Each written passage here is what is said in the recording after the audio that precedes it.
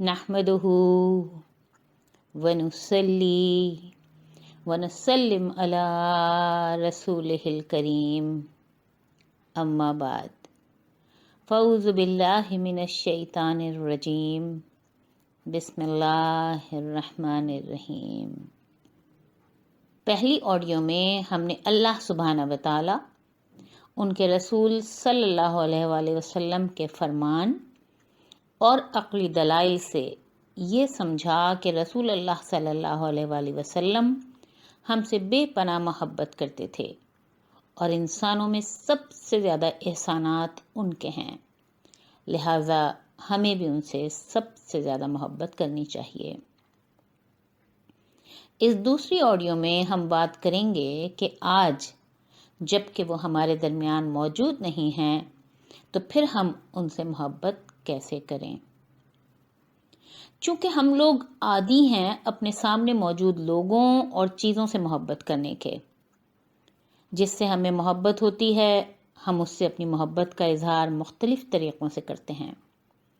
हम उनसे मिलते जुलते हैं, उनको कॉल करते हैं, उनसे बातें करते हैं, तोहफ़े तोहफ़े देते हैं और अगर उनको ज़रूरत हो तो उनकी खिदमत भी करते हैं, उनकी खुशी में खुश रहते हैं और उनके गम में शरीक होते हैं। अब चूँकि हमें रसूल अल्लाह सल्लल्लाहु अलैहि वसल्लम की संगत तो नसीब नहीं, तो फिर हम क्या करें, कैसे अपनी मोहब्बत का इजहार करें। दरअसल उनसे मोहब्बत का मतलब अल्लाह सुब्हाना व तआला ने सूरह तौबा में बता दिया है। सूरह तौबा की 24वीं आयत में अल्लाह सुब्हाना व तआला फरमाते हैं, कुल इन काना आबाउकुम व अबनाउकुम व इख्वानुकुम व अज़वाजुकुम व अशीरतुकुम व अम्वालुन इक़्तरफ़्तुमूहा व तिजारतुन तख़शौना कसादहा व मसाकिनु तरदौनहा अहब्ब इलैकुम मिनल्लाहि व रसूलिही व जिहादिन फ़ी सबीलिही फ़तरब्बसू हत्ता याती अल्लाहु बिअम्रिही।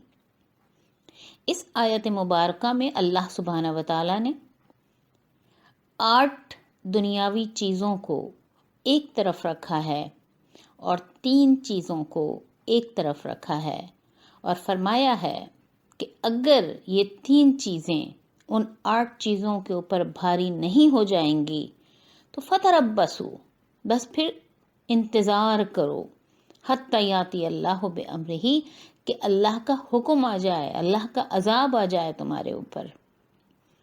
तो वो 8 चीज़ें क्या हैं और ये 3 चीज़ें क्या हैं जो ज़्यादा भारी होनी चाहिए। फरमाते हैं, कुल, ए मेरे महबूब इनसे फरमा दीजिए, इनकाना आबाउकुम, कि अगर तुम्हें तुम्हारे वालिद, व अबनाउकुम, और तुम्हारे बेटे, व इख्वानुकुम, और तुम्हारे भाई, व अज़वाजुकुम, और तुम्हारे स्पाउस, बीवी के लिए शौहर और शौहर के लिए बीवी, व अशीरतुकुम, और तुम्हारे रिश्तेदार, व अम्वालुन इक़्तरफ़्तुमूहा, और वो माल जो तुमने कमाया है, व तिजारतुन तख़शौना कसादहा, और वो तिजारत, वो कारोबार जिसके मंदा होने का, जिसके ख़राब हो जाने का, जिसके ख़त्म हो जाने का तुम्हें ख़दशा लगा रहता है। व मसाकिनु तरदौनहा, और वो घर जिसको तुम पसंद करते हो। अहब्ब इलैकुम, अगर तुम्हें पसंद हैं, मिनल्लाहि, अल्लाह के मुकाबले में, व रसूलिही, और उसके रसूल के मुकाबले में, व जिहादिन फ़ी सबीलिही, और उसकी राह में जिहाद करने के मुकाबले में, फ़तरब्बसू, तो बस फिर इंतज़ार करो, हत्ता याती अल्लाहु बिअम्रिही, कि अल्लाह का हुक्म आ जाए, अल्लाह का अजाब तुम पर आ जाए। यानी इस आयत मुबारका में हमें नज़र आ रहा है कि उन 3 चीज़ों में जो कि भारी होनी चाहिए दुनियावी सारी मोहब्बतों के ऊपर, उनमें रसूल अल्लाह सल्लल्लाहु अलैहि वसल्लम की मोहब्बत को भी अल्लाह सुब्हाना व तआला ने शामिल किया है। यानी हमें रसूल अल्लाह सल्लल्लाहु अलैहि वसल्लम से सबसे ज़्यादा मोहब्बत होनी चाहिए और उसी बात को رسول اللہ صلی اللہ علیہ وآلہ وسلم خود بھی فرماتے ہیں،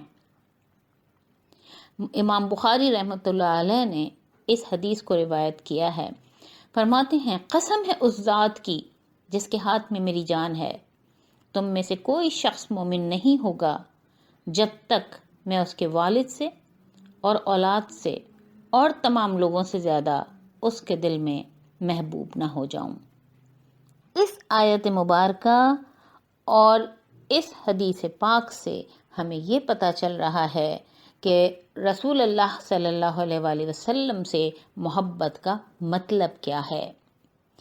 یعنی ہم جہاں کہیں بھی ہوں، جس کردار میں ہوں، زندگی کے جس موڑ پر ہوں، غرض یہ کہ جس سچویشن میں بھی ہوں، اور ہماری خواہش اور ہماری دنیاوی منفعت رسول اللہ صلی اللہ علیہ وآلہ وسلم کے حکم کے ساتھ کلیش کر جائے تو ان کے حکم کو سر آنکھوں پر رکھنا ہے، اپنی نفسانی خواہشات کو اور دنیاوی منفعت کو چھوڑ دینا ہے۔ یہی دراصل ان سے میکسیمم لو کا اظہار ہے۔ ہم کو اپنے آپ سے وعدہ کرنا ہوگا کہ ہم آج تک جو کچھ کرتے رہے اب نہیں کریں گے، کیونکہ ہم آپ صلی اللہ علیہ وآلہ وسلم سے سب سے زیادہ محبت کرتے ہیں اور ان کو عزیز رکھتے ہیں، اور وہ نہیں چاہتے ہیں کہ ہم اپنے نفس کے مطابق، اپنے والدین کے کہنے کے مطابق، اپنے بیوی یا اپنے شوہر کے کہنے کے مطابق، اپنے گھر والوں کے کہنے کے مطابق کام کریں، اور وہ اب ہم کرنے کو تیار نہیں ہیں، اس لیے کہ ہم ان سے سب سے زیادہ محبت کرتے ہیں۔ لیکن اگر ہم وہ کام ویسے ہی کرتے رہیں گے جو رسول اللہ صلی اللہ علیہ وآلہ وسلم کے فرمان کے خلاف ہیں، اور ہم انہیں چھوڑنے یا درست کرنے کے لیے تیار نہیں، تو ہم سمجھ لیں کہ ہم اپنی محبت کے دعوے میں جھوٹے ہیں۔ اب سوال یہ پیدا ہوتا ہے کہ وہ ہمارے سامنے موجود نہیں تو ہم ان کی اتباع کیسے کریں؟ صحابہ کرام رضی اللہ تعالیٰ عنہ اجمعین تو آپ کو سامنے دیکھ کر اتباع کر لیتے تھے، ہم کیا کریں؟ ہم کو چاہیے کہ ہم آپ صلی اللہ علیہ وآلہ وسلم کی سیرت مبارکہ کا مطالعہ کریں۔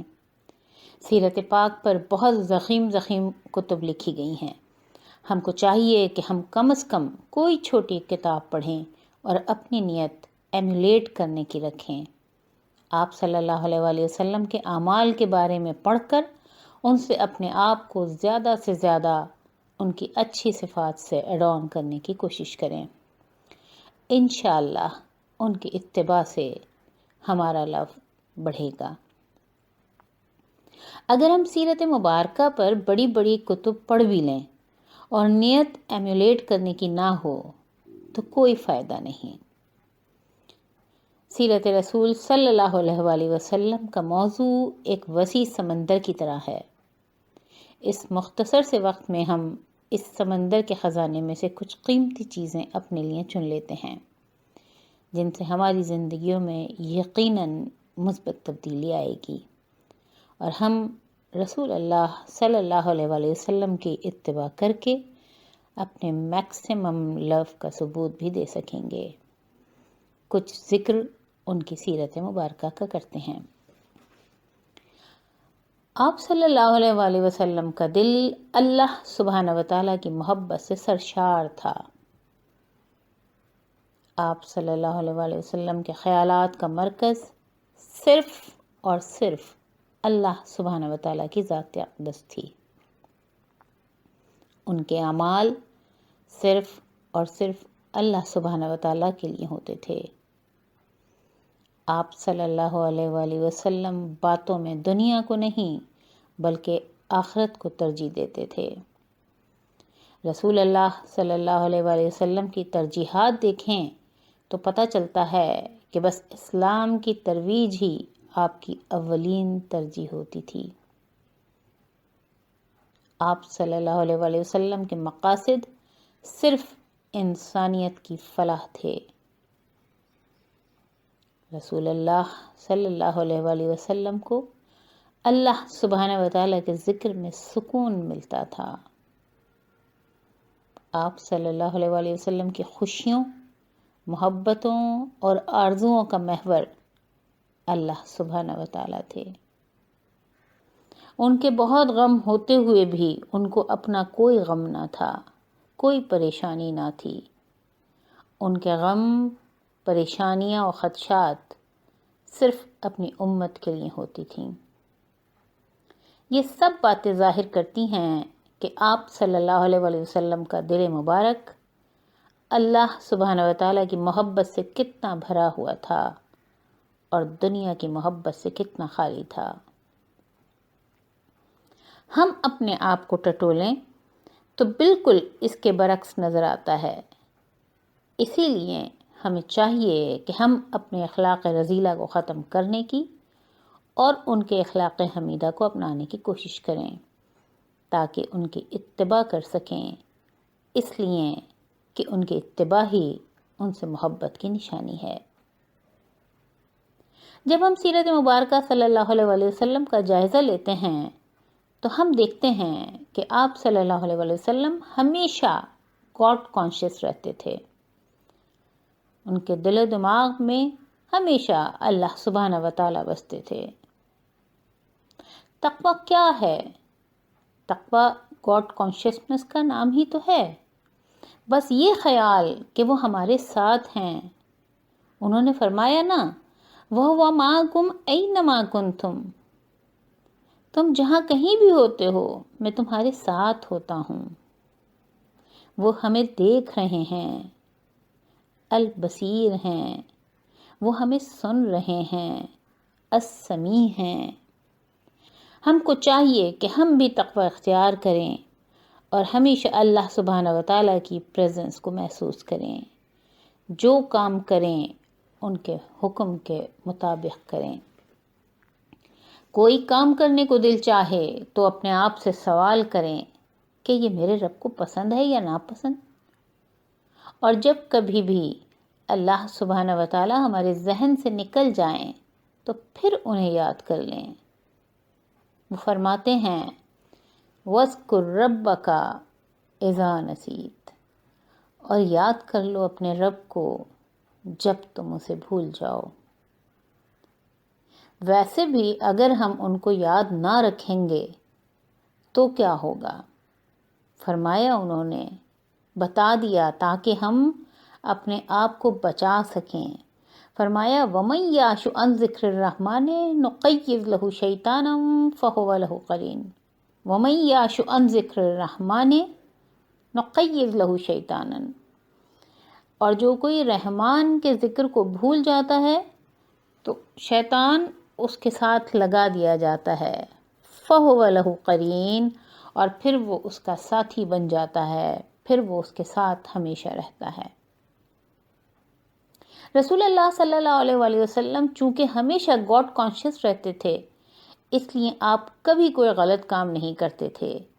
اسی لیے تو اللہ سبحانہ و تعالیٰ نے آپ صلی اللہ علیہ وسلم کی تعریف کی کہ اِنَّكَ لَعَلَىٰ خُلُقٍ عَظِيمٍ، بے شک آپ خلق عظیم پر، سب سے اچھے اخلاق پر ہیں۔ ہم کو بھی چاہیے کہ ہم گاڈ کانشیس رہیں اور اسی گاڈ کانشیسنس کی وجہ سے ہم اچھے اخلاق پیدا کرنے کی کوشش کریں اور اسی طرح سے ہم ان کے اچھے اخلاق کی پیروی کر سکیں گے انشاءاللہ۔ ہم دیکھتے ہیں کہ آپ صلی اللہ علیہ وآلہ وسلم کبھی بھی غصہ نہیں ہوتے تھے، سوائے جب کہ دین کے خلاف کوئی بات ہو، لیکن اس وقت بھی وہ ہم لوگوں کی طرح اپنے غصے کو شو نہیں کرتے تھے، بلکہ صرف چہرہ مبارک سرخ ہو جاتا تھا اور تحمل کے ساتھ اس بات کی تصحیح کر دیا کرتے تھے۔ لیکن اپنے اوپر ہونے والی بڑی سے بڑی زیادتی پر کبھی ان کو غصہ نہ آیا۔ ایک مرتبہ ایک صحابی رضی اللہ تعالیٰ عنہ نے سوال کیا آپ سے کہ کوئی چھوٹی سی ایڈوائس مجھے دے دیجئے، کوئی چھوٹی سی نصیحت مجھے کر دیجئے۔ آپ صلی اللہ علیہ وآلہ وسلم نے فرمایا غصہ مت کرو۔ ان صحابی نے کافی مرتبہ یہ سوال کیا، آپ صلی اللہ علیہ وآلہ وسلم نے یہی جواب دیا، غصہ مت کرو۔ اور ہمارے ہاں اکثر لوگوں کے بارے میں مشہور ہوتا ہے اس کی تو ناک پر غصہ بیٹھا رہتا ہے۔ غصہ تو اللہ سبحانہ و تعالیٰ نے ہمارے اندر ڈالا ہے اور اس کی بہت ساری حکمتیں ہیں ڈالنے کی، تو غصہ تو آئے گا، لیکن اس پر کنٹرول کرنا اصل کام ہے۔ ہمیں چاہیے کہ ہم اپنے غصے پر قابو پانے کی پریکٹس کریں۔ سورہ آل عمران میں اللہ سبحانہ و تعالیٰ نے اچھے لوگوں کی نشانیاں بتائی ہیں، اس میں ایک نشانی بتائی ہے وَالْقَاظِمِينَ الْغَيْظَ۔ تو اللہ سبحانہ و تعالیٰ بھی یہ نہیں فرما رہا ہے کہ اچھے لوگوں کو غصہ نہیں آتا، بلکہ فرما رہے ہیں کہ وہ اپنے غصے کو دباتے ہیں، اپنے غصے کو کم کرنے کی کوشش کرتے ہیں۔ ہم کو اگر کوشش کرنی ہے اتباع رسول کی تو پھر ہمیں بھی اپنے غصے کو دبانا ہوگا۔ اسی طرح سے رسول اللہ صلی اللہ علیہ وسلم کبھی کسی پر ظلم نہ کیے اور نہ ظلم ہوتا ہوا دیکھے، یہاں تک کہ چھوٹے چھوٹے سے کیڑے مکوڑوں پر بھی اگر ظلم ہو رہا ہے تو اس سے بھی آپ نے روکا ہے لوگوں کو۔ اللہ سبحانہ و تعالیٰ فرما رہے ہیں کہ لا تظلمون ولا تظلمون، کہ نہ تم کسی پر ظلم کرو اور نہ تم پر ظلم کیا جائے۔ یعنی آپ کو خود تو ظلم کرنے کے لیے انیشیٹو لینا ہی نہیں ہے، خود ظلم شروع کرنا ہی نہیں ہے، اور نہ ہی دوسرے لوگوں کو ایسا موقع آپ دیں کہ وہ آپ کے اوپر ظلم کریں۔ ہاں یہ ضرور ہے کہ لوگ اگر آپ کے ساتھ بدسلوکی کریں تو تم ان کے اوپر ظلم نہ کرو۔ بدلہ لینے کی حد تک تو ہمارا دین کہتا ہے کہ ٹھیک ہے، اگر آپ معاف نہیں کر سکتے ہو تو اس کو بدلہ لے لو، لیکن آپ ظلم نہیں کر سکتے۔ ظلم کا مطلب ہے کہ آپ بڑھ گئے، آپ نے زیادتی کر لی، آپ جتنا آپ کو بدلہ لینا تھا آپ اس سے بڑھ گئے۔ تو آپ پہلی بات تو یہ کہ آپ کو ظلم کرنا ہی نہیں ہے، اور اگر کسی نے آپ کے ساتھ غلط کیا تو آپ اس کے اوپر ظلم نہیں کرو، اور نہ ہی دوسروں کو اپنے اوپر ظلم کرنے کی اجازت دو۔ ہمارے ہاں کیا ہوتا ہے، ہر رشتے میں ظلم ہو رہا ہوتا ہے، جہاں جہاں ہمارا بس چلتا ہے وہاں ظلم کرتے ہیں، جہاں بس نہیں چلتا وہاں تو سوال ہی نہیں پیدا ہوتا، لیکن جو ہم سے دبے گا ہم اس کے اوپر ظلم کریں گے، چاہے رشتہ کوئی بھی ہو، میاں بیوی کا رشتہ ہو، چاہے بہن بھائی کا رشتہ ہو، چاہے دوستوں کا رشتہ ہو، چاہے ساس اور بہو کا رشتہ ہو، کوئی بھی رشتہ ہو، ہر رشتے میں ہم دیکھتے ہیں کہ لوگ چوکتے نہیں ہیں ظلم کرنے سے۔ اللہ سبحانہ و تعالیٰ نے فرمایا لا تظلمون ولا تظلمون، نہ تم کسی پر ظلم کرو نہ تم پر ظلم کیا جائے۔ تو ہم لوگوں کو یہ دیکھنا ہے، ہم لوگوں کو اللہ تعالیٰ فرماتے ہیں نا قرآن پاک میں ان اللہ لا يحب الظالمین، بے شک اللہ سبحانہ و تعالیٰ ظالموں سے محبت نہیں کرتے ہیں۔ ہم لوگوں کو رسول اللہ صلی اللہ علیہ وسلم کے اتباع کرتے ہوئے ظلم کرنے سے بچنا ہے۔ رسول اللہ صلی اللہ علیہ وسلم کی سیرت مبارکہ کے مطالعے سے ہمیں پتہ چلتا ہے کہ آپ صلی اللہ علیہ وسلم نے کبھی بھی کسی کی غیبت نہیں کی۔ ان کی سیرت کو اپنا کر ان سے محبت کا ثبوت دینے کے لیے ہمیں اپنی یہ عادت ضرور ختم کرنی ہوگی۔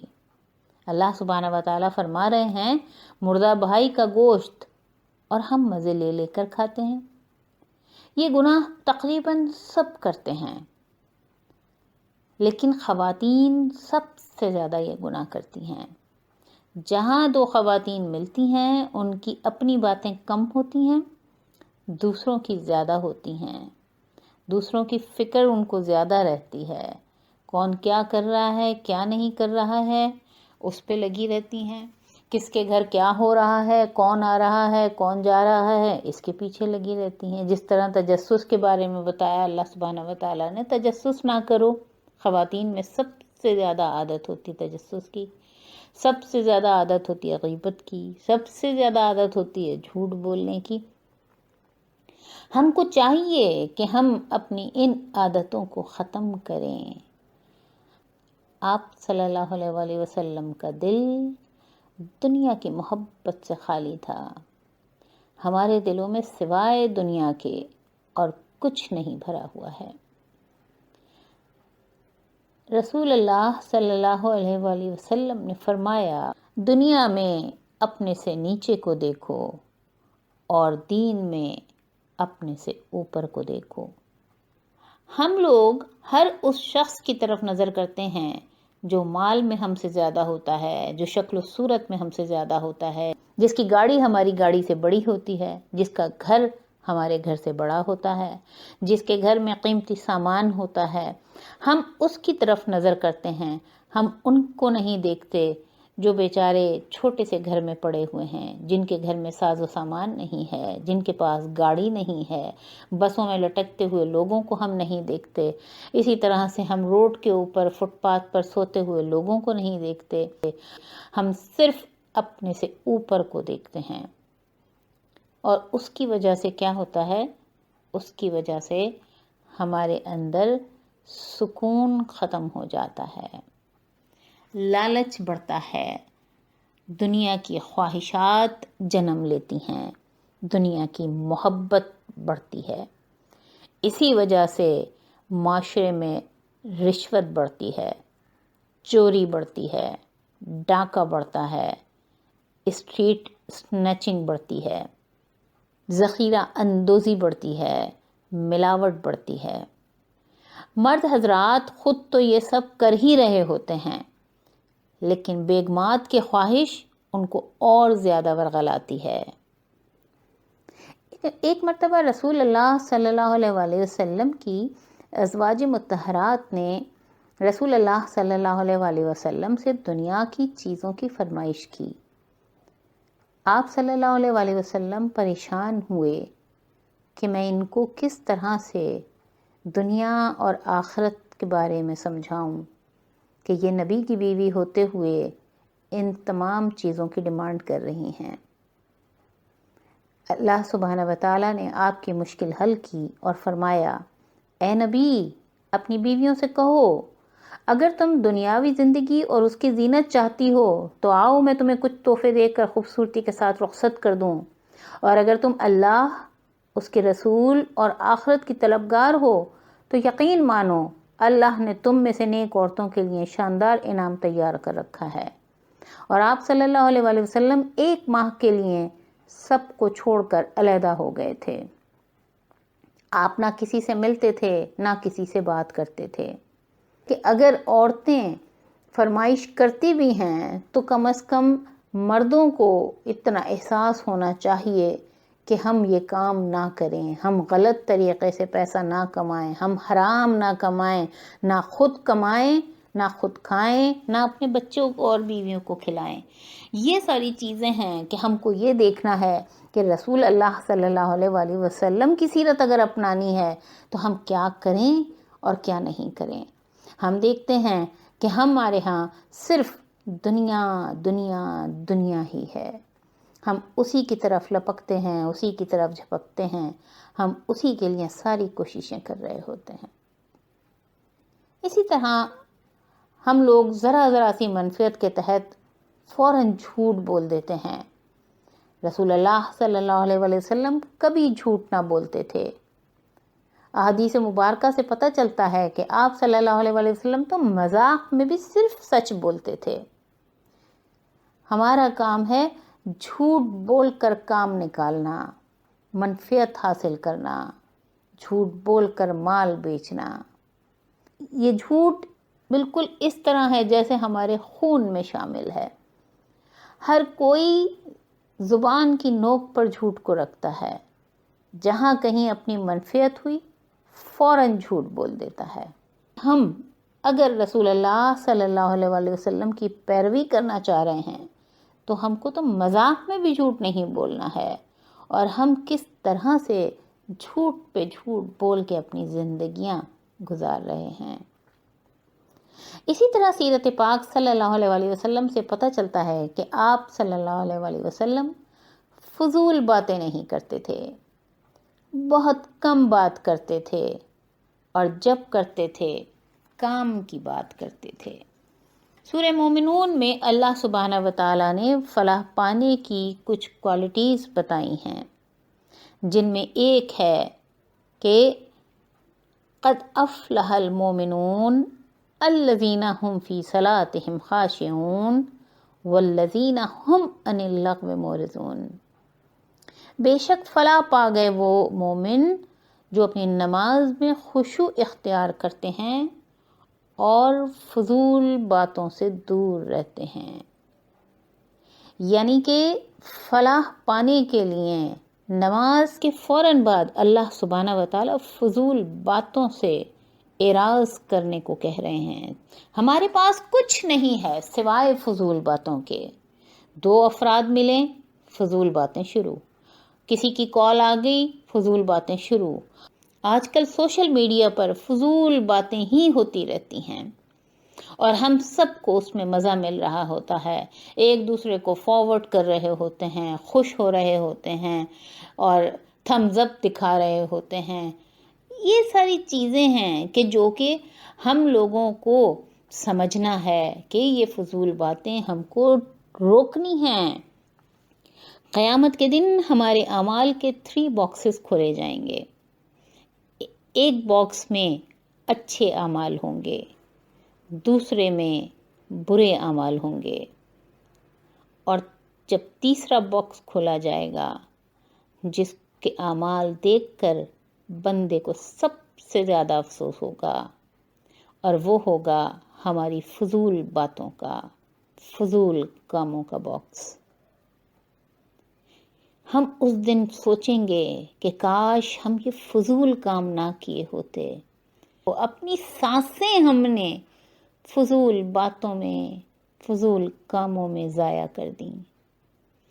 اس دن کی حسرت سے بچنے کے لیے کبھی تھوڑی دیر کے لیے اکیلے بیٹھ کر سوچنا چاہیے کہ ہم کیا کر رہے ہیں اور ہمیں کیا کرنا چاہیے۔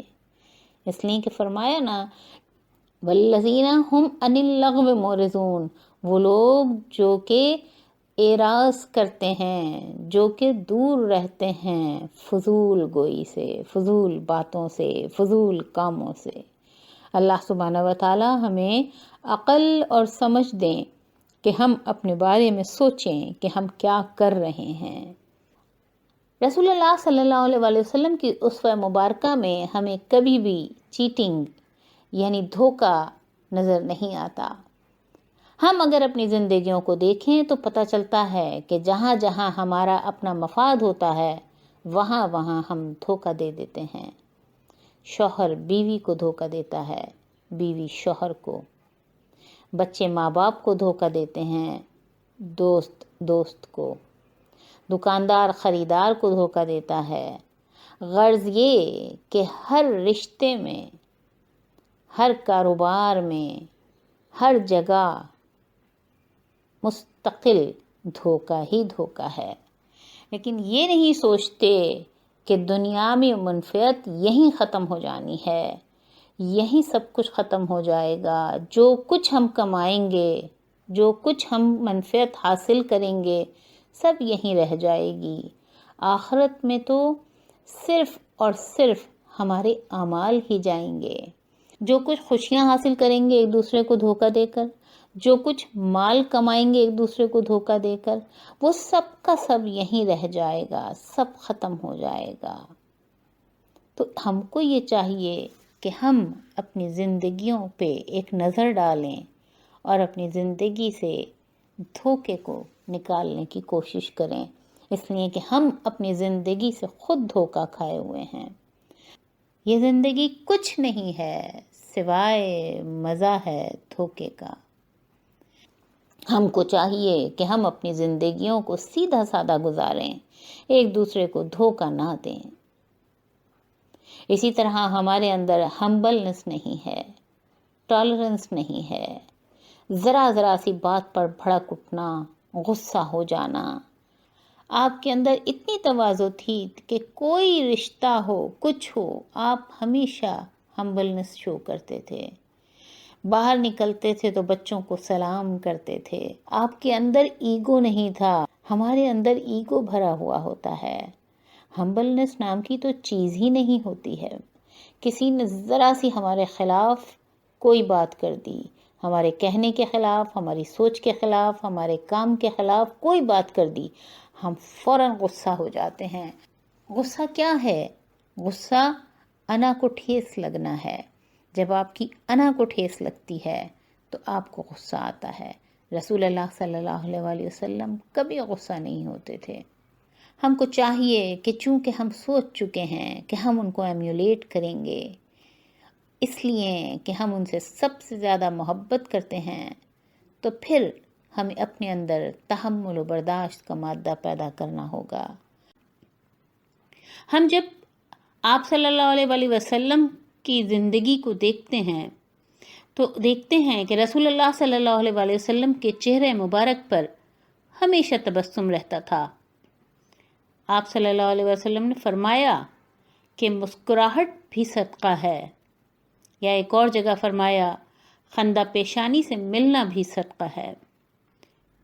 ہمارے چہروں پر تبسم نظر تو آتا ہے، مگر جب ہم ان سے ملیں جو ہمیں عزیز ہوتے ہیں، یا پھر ان سے ملتے وقت جن سے ہمیں کوئی کام پڑا ہو، اس وقت تو ہماری باتیں کھل جاتی ہیں اور ہم ڈیئر کر کے مخاطب کرتے ہیں.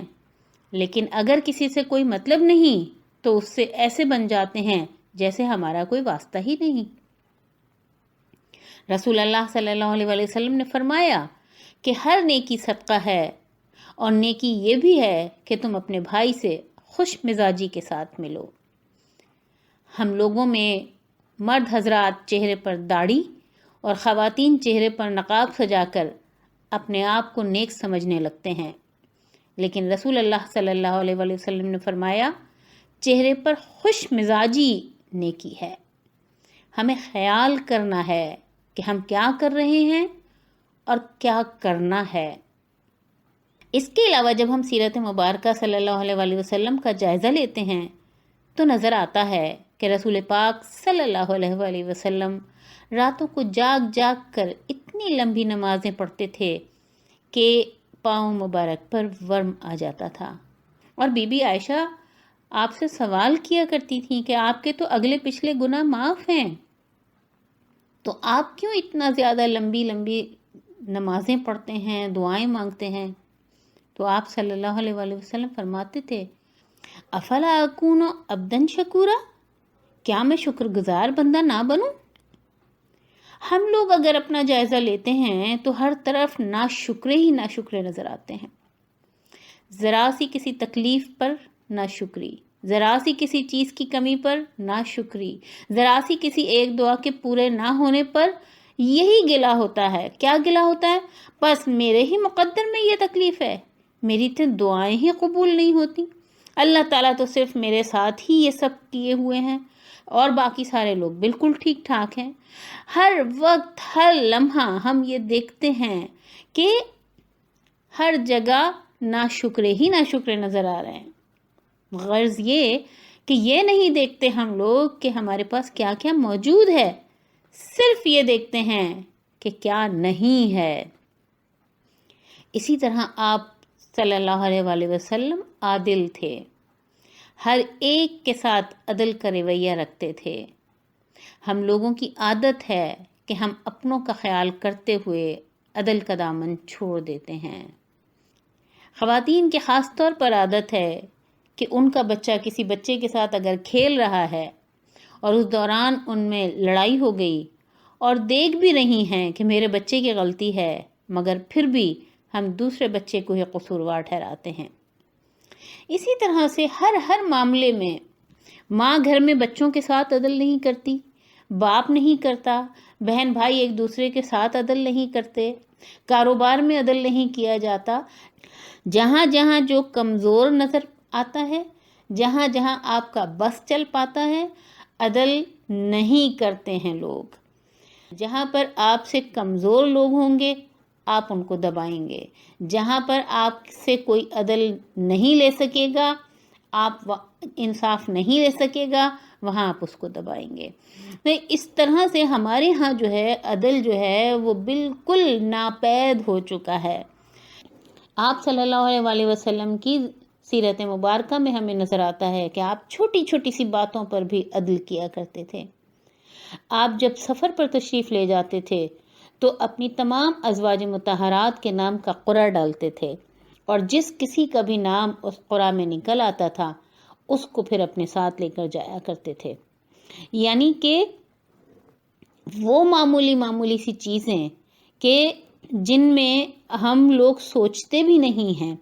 ہمارے ہاں تو بڑے بڑے کام ایسے ہوتے ہیں، جب وراثت کی بات آتی ہے کتنا بڑا کتنا سینسٹیو موضوع ہے، لیکن اس میں بھی ہمارے ہاں عدل نہیں ہوتا۔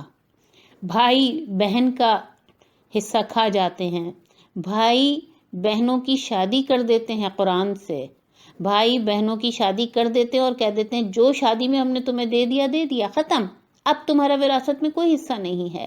حالانکہ اللہ سبحانہ وتعالیٰ نے ان لوگوں کا حصہ بھی رکھا ہوا ہے، آپ کا بھی حصہ ہے، بلکہ آپ کا ڈبل ہے، لیکن اس کے باوجود عدل نہیں ہوتا۔ تو ہم لوگ ساری باتیں جو بھی کرتے ہیں سب عدل کے خلاف کرتے ہیں۔ تو اکثر ورثہ کی حق تلفی ہوتی ہی رہتی ہے، اور یہ تو ایک بڑا موضوع ہے۔ چھوٹے چھوٹے موضوعات پر گھر میں اگر آپ کے پاس ایک چیز ہے، آپ اس کو علیحدہ علیحدہ دو بچوں کو اگر دینی ہے تو برابر برابر تقسیم کرو گے۔ مائیں ایک ہی بچہ جو ان کا پسندیدہ ہوتا ہے اسی کو دے دیتی ہیں، یا اگر اس کو بانٹتی بھی ہیں تو زیادہ اس کو حصہ دیتی ہیں، کم حصہ دوسرے کو دیتی ہیں۔ ہمارے ہاں خواتین تو اسپیشلی یہ سمجھتی ہیں عدل کا ہم سے کیا تعلق، عدل تو ہوتا ہے عدالتوں میں، وہاں پہ جج ہوتے ہیں جو کہ عدل کرتے ہیں، لیکن ہم کو یہ نہیں پتا ہوتا کہ ہم اپنے گھروں میں بچوں کے ساتھ اپنے ناانصافیاں کر رہے ہوتے ہیں۔ تو ہم لوگوں کو یہ ساری چیزیں دیکھنی ہیں کہ رسول اللہ صلی اللہ علیہ وسلم کی سیرت مبارکہ میں ہمیں کیا کیا جگہ پر نظر آتا ہے کہ آپ عدل کیا کرتے تھے۔ ایک اور کوالٹی جس کی وجہ سے رسول اللہ صلی اللہ علیہ وسلم ہر دل عزیز تھے، وہ یہ کہ وہ سب کی مدد میں پیش رہتے تھے، اقوال سے لے کر افعال تک، ہر طرح سے۔ جس کو باتوں سے مدد کرنی ہے اس کی باتوں سے مدد کرتے تھے، جس کی کاموں سے مدد کرنی ہے اس کی کاموں سے مدد کرتے تھے۔ یعنی کہ جب کبھی بھی کسی کو کسی بھی لحاظ سے ضرورت ہوتی تھی آپ ہمیشہ اس کی مدد کیا کرتے تھے، چاہے وہ ایموشنلی ہو، چاہے فائنینشلی ہو، چاہے فزیکلی ہو، کسی بھی لحاظ سے ہر طرح سے آپ مدد کیا کرتے تھے، اور بغیر کسی رشتے کا لحاظ کیے ہوئے ہر ایک کی مدد کرتے تھے۔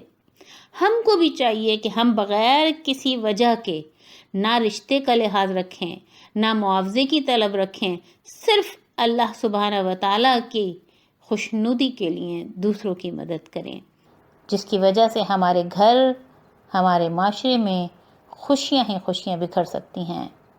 اور ہم کو چاہیے کہ ہم اپنے بچوں کو بھی سمجھائیں کہ دو کوالٹیز ایسی ہیں کہ جس سے ہمارے گھر سکون کی آماج گاہ بن سکتے ہیں، ایک چہرے پر مسکراہٹ اور دوسرا ایک دوسرے کی مدد کرنا۔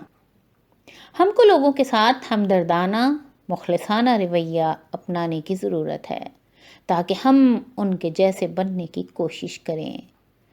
حدیث پاک میں فرمایا رسول اللہ صلی اللہ علیہ وسلم نے، تم لوگ زمین والوں پر رحم کرو، آسمان والا تم پر رحم کرے گا۔ آپ صلی اللہ علیہ وسلم دل کے بڑے سخی تھے، کوئی چیز ان کے پاس جمع نہ ہوتی تھی، جو آتا تھا وہ بانٹ دیا کرتے تھے۔ ہم لوگوں کا یہ حال ہے، جو آتا ہے وہ جمع کر کے رکھو، جو آئے جمع کر کے رکھو، اور حوث پہ حوث بڑھتی جاتی ہے۔ اللہ سبحانہ وتعالیٰ سورہ مدثر میں جنتیوں اور جہنمیوں کا ایک مکالمہ بیان کر رہے ہیں۔ بتاتے ہیں کہ جنتی جہنمیوں سے پوچھیں گے ما سلککم فی سقر، تمہیں کس چیز نے جہنم میں ڈالا؟ اور جہنمی جواب دیں گے، اور جواب میں 4 مختلف کوالٹیز بتائیں گے اپنی کہ ہم اس وجہ سے جہنم میں آئے. اس میں سے ایک ہوگا وَلَمْ نَكُ نُطْعِمُ الْمِسْكِينَ، اور ہم مسکین کو کھانا نہیں کھلاتے تھے. یعنی چھوٹی سی ایک چیز کہ اگر آپ کے پاس کھانا ہے اس میں سے تھوڑا سا کھانا کسی مسکین کو دے دو، کسی غریب کو، فقیر کو دے دو، وہ ہم نہیں کرتے تھے. اسی طرح سورہ ماعون میں اللہ سبحانہ وتعالی ہماری اس عادت کو بیان کر رہے ہیں جو ہم سب لوگوں میں تقریباً ہوتی ہے کہ خود تو کریں گے نہیں، دوسروں کو بھی کرنے کو منع کرتے ہیں. خواتین کی اسپیشلی عادت ہوتی ہے کہ جب دیکھتی ہیں کہ کوئی مانگنے کے لیے، اس کی تو عادت ہی ہے، اس کو تو میں نے اکثر دیکھا ہے مانگتے ہوئے، اور اس طرح سے کہہ کر وہ دوسری عورت کو بھی منع کر دیتی ہیں. اللہ سبحانہ وتعالی فرما رہے ہیں وَلَا يَحُضُّ عَلَىٰ طَعَامِ الْمِسْكِينِ، اور مسکین کو کھانا کھلانے کی ترغیب بھی نہیں دیتے ہیں. یعنی خود بھی کھانا نہیں کھلا رہے ہیں، دوسروں کو بھی ترغیب نہیں دے رہے ہیں، بلکہ عورتیں تو الٹا منع کرتی ہیں کہ نہیں اس کی تو عادت ہی ایسی ہے، یہ تو اسی طرح سے مانگتا رہتا ہے یا مانگتی رہتی ہے. تو یہ چیز جو ہے، یہ کوالٹی ہمیں اپنے اندر سے نکالنی ہوگی، اور رسول اللہ صلی اللہ علیہ وآلہ وسلم کی کوالٹی کو اپنانا ہوگا کہ آپ صلی اللہ علیہ وآلہ وسلم خود اپنے پیٹ پر پتھر باندھا کرتے تھے بھوک کی وجہ سے، اور دوسروں کو کھلایا کرتے تھے. ہم کو چاہیے کہ اس کوالٹی سے اپنے آپ کو ایڈ آن کریں اور آپ صلی اللہ علیہ وآلہ وسلم سے محبت کا ثبوت دیں. اسی طرح رسول اللہ صلی اللہ علیہ وآلہ وسلم سے زیادہ سیکریفائس دینے والا کوئی پیدا نہیں ہوا اور نہ ہی ہوگا، اس لیے کہ آپ صلی اللہ علیہ وآلہ وسلم نے اللہ سبحانہ وتعالیٰ کی راہ میں ہم لوگوں کی طرح صرف جانوروں کو قربان نہ کیا، بلکہ اپنی پوری زندگی قربان کر دی. اپنا وقت، اپنی دولت، اپنا گھر بار، سب دنیاوی آسائشیں جو آپ کو میسر آ سکتی تھیں، لیکن سب آپ نے قربان کر دیں.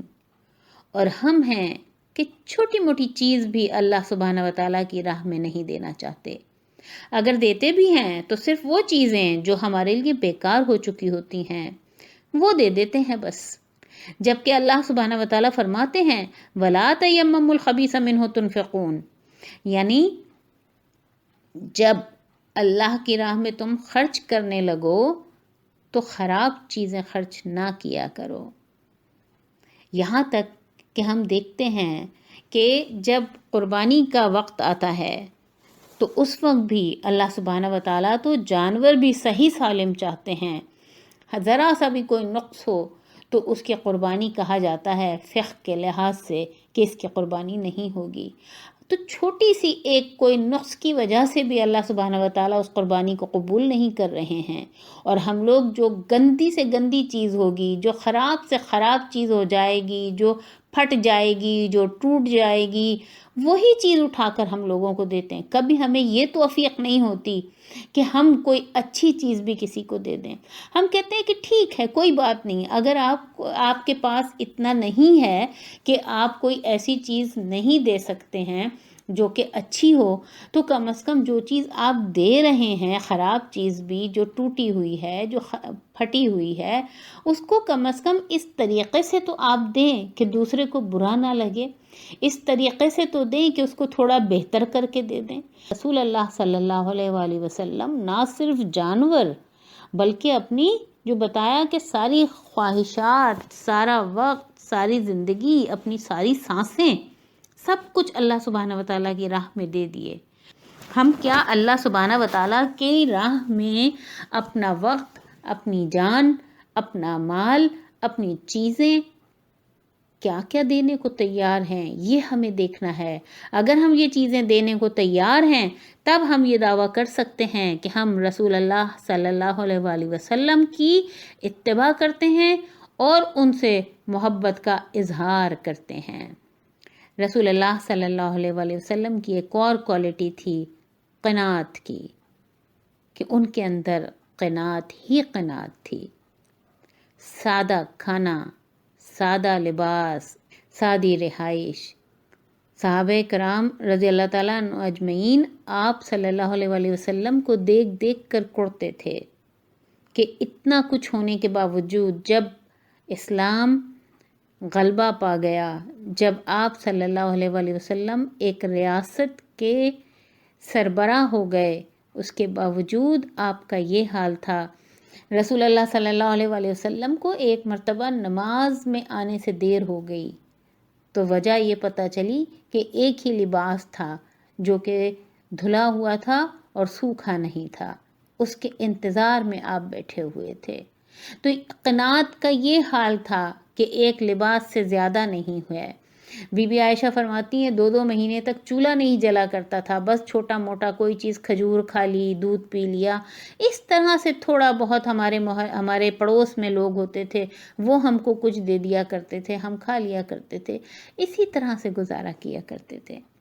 تو قناعت کا یہ حال تھا، اور ہمارے اندر اتنی لالچ بھری ہوئی ہے۔ رسول اللہ صلی اللہ علیہ وآلہ وسلم اللہ سبحانہ وتعالیٰ سے دعا کیا کرتے تھے، اے اللہ آل محمد کو اتنی روزی دے کہ وہ زندہ رہ سکیں۔ ہمارے اندر ہوس اور لالچ کوٹ کوٹ کر بھرا ہوا ہے، جتنا مل جائے اتنا ہمارے لیے کم ہوتا ہے، ہمارے لیے جتنا کم ہوگا اتنا اچھا ہوگا۔ رسول اللہ صلی اللہ علیہ وآلہ وسلم نے فرمایا کہ غریب آدمی امیر شخص کے مقابلے میں 500 سال پہلے جنت میں داخل ہوگا۔ ایک غریب آدمی ہوگا، اس کے اعمال بھی جنت میں جانے والے ہوں گے، ایک امیر آدمی ہوگا، اس کے اعمال بھی جنت میں جانے والے ہوں گے، لیکن لائن جب لگے گی تو پتہ چلے گا کہ غریب کا تو حساب کتاب بہت آسانی کے ساتھ جلدی سے ہو گیا، اس لیے کہ اس کے پاس نعمتیں کم تھیں، اور امیر کا جو حساب کتاب ہو رہا ہے وہ کافی لمبا ہے، تو وہ 500 سال کے بعد جنت میں جائے گا۔ تو یہ ساری چیزیں ہیں، ان ساری چیزوں کو اگر ہم دیکھیں، سوچیں، سمجھیں کہ رسول اللہ صلی اللہ علیہ وآلہ وسلم نے اپنی زندگی کیسی گزاری اور وہ کیسا گزار سکتے تھے، یہ دیکھنا ہے، لیکن اس کے باوجود انہوں نے کیسی زندگی گزاری، تو ان کی زندگی کو اپنانے کے لیے، ان سے محبت کا دعویٰ سچا ثابت کرنے کے لیے ہم کو ان کی کوالٹیز کو اپنانا ہوگا۔ رسول اللہ صلی اللہ علیہ وآلہ وسلم کے اندر اچھی کوالٹیز بھری ہوئی تھیں۔ ہم دیکھتے ہیں کہ ان کے اوپر کیسی کیسی مشکلات آئیں، لیکن آپ نے صبر کیا۔ ہم تو ذرا سی بات پر بے صبر ہو جاتے ہیں۔ رسول اللہ صلی اللہ علیہ وآلہ وسلم نے فرمایا کہ صبر تو وہی ہے جو صدمے کے شروع میں کیا جائے۔ ہمارا یہ حال ہوتا ہے کہ جہاں ذرا سی مشکل، ذرا سی کوئی تکلیف، ذرا سی کوئی بیماری آئی، ہم فوراً اس کا رونے لگتے ہیں، اور جب روتے روتے کچھ نہیں بن پاتا تو پھر ہم صبر کر کے چپ کر جاتے ہیں۔ رسول اللہ صلی اللہ علیہ وآلہ وسلم کیا فرماتے ہیں؟ صبر تو وہی ہے جو صدمے کے شروع میں کیا جائے۔ جب کوئی مشکل آئی، جب کوئی پریشانی آئی، اس وقت آپ صبر کرو۔ اس وقت ہم تو مشکلات پر کیا صبر کریں گے، ہم تو بس ذرا سی ہماری کوئی دعا ذرا سی دیر سے قبول ہوتی ہے تو اس میں ہم بے صبر ہو جاتے ہیں۔ تو ہم کو چاہیے کہ ہم بے صبرے نہ ہوں، ہم صبر کرنے والے بنیں۔ ہم کو چاہیے کہ جب ہمارے اوپر کوئی مشکل، کوئی پریشانی آئے، ہمیشہ یہ سوچیں کہ اس سے بھی برا ہو سکتا تھا، اس سے بھی برا ہو سکتا تھا۔ یہ ساری چیزیں اگر ہم سوچیں گے تو ہمارے اندر صبر آئے گا، ورنہ ہمارے اندر صبر نہیں آئے گا، بلکہ ان ساری چیزوں کو سوچنے سے ہمارے اندر شکر کا جذبہ آئے گا۔ تو رسول اللہ صلی اللہ علیہ وآلہ وسلم نے فرمایا نا کہ صابر اور شاکر دونوں جنت میں جائیں گے۔ تو ہمیں چاہیے کہ ہم رسول اللہ صلی اللہ علیہ وسلم کی اس کوالٹی کو اپنائیں تاکہ ہم جنت میں جانے کے لائق بن جائیں، ہم ان سے محبت کے دعوے میں سچے ثابت ہو جائیں۔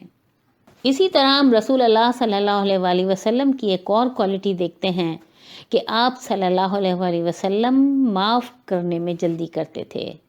کیسے کیسے واقعات ہوئے، لوگوں نے کیسے کیسے ظلم ڈھائے، لیکن جب آپ کو اقتدار ملا تو آپ نے سب کو معاف کرنے میں ذرا تاخیر نہ کی۔ جب آپ مکہ فتح کیے، اس وقت لوگوں نے یہ سمجھا کہ بس اب تو ہماری جان گئی، اب تو ہم بچنے والے نہیں ہیں، اور آپ صلی اللہ علیہ وسلم نے عام معافی کا اعلان کروا دیا، اور جب لوگ ان کے سامنے آئے تو آپ نے سب کو معاف کر دیا۔ تو یہ چیز ہے کہ ہم کو یہ دیکھنا ہے ہم لوگ کیا کرتے ہیں۔ ہم لوگ اس جستجو میں رہتے ہیں کہ کسی کی چھوٹی سی غلطی بھی ملے تو ہم اس کو پکڑیں اور ہم اس کو ملامت کریں۔ ہم اپنی غلطیوں کو نہیں دیکھتے، ہم اپنی جو برائیاں ہیں ان کو نہیں دیکھتے، ہم دوسروں کی برائیاں ڈھونڈنے کی کوشش کرتے ہیں۔ ہم اپنے آپ کو نہیں دیکھتے، ہمارے اندر کیا غلطی ہے، ہم سے کیا کیا غلطیاں ہوتی ہیں، ہم سے کیا کیا گناہ ہوتے ہیں۔ دوسروں کی جستجو میں لگے رہتے ہیں، دوسروں کی جستجو میں۔ حالانکہ اللہ تعالیٰ نے فرمایا کہ وَلَا تَجَسَّسُوا، اور تجسس نہ کیا کرو، یہ نہ دیکھا کرو کس کے اندر کیا ہے، کس کے ہاں کیا ہو رہا ہے، یہ سب نہیں دیکھا کرو۔ ہم بس یہ دیکھتے رہتے ہیں، اپنے اندر کچھ نظر نہیں آتا۔ ہم کو چاہیے کہ ہم آپ صلی اللہ علیہ وآلہ وسلم کی سیرت پاک سے یہ کوالٹی اپنا لیں۔ اسی طرح سے رسول اللہ صلی اللہ علیہ وآلہ وسلم بعثت سے پہلے ہی صادق و امین کہلایا کرتے تھے۔